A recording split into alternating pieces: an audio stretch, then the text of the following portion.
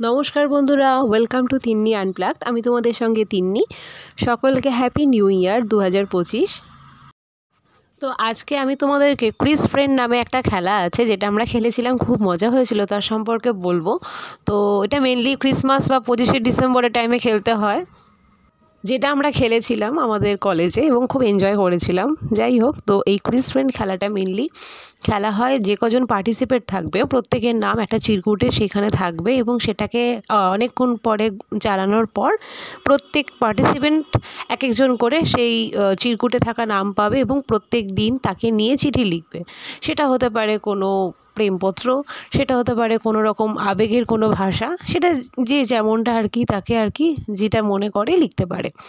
এবং তার সঙ্গে সঙ্গে চাইলে সে ওখানে কোনো ক্যান্ডি লজেন্স অ্যাড করতে পারে। শুধুমাত্র ক্যান্ডি বা লজেন্স নয়, অন্য কোনো চকলেট বা অন্য কোনো পেস্ট্রি, যেটা যার পছন্দ, ছোট ছোট গিফট সে তখন দিতে পারে তাকে।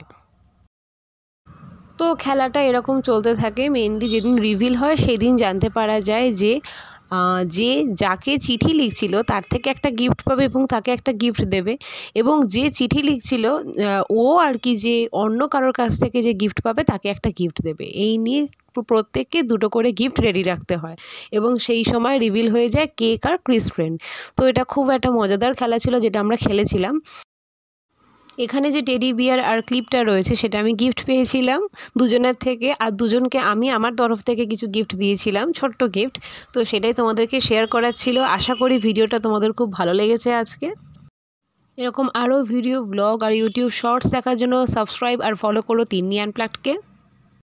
Thanks for watching Tinni unplugged.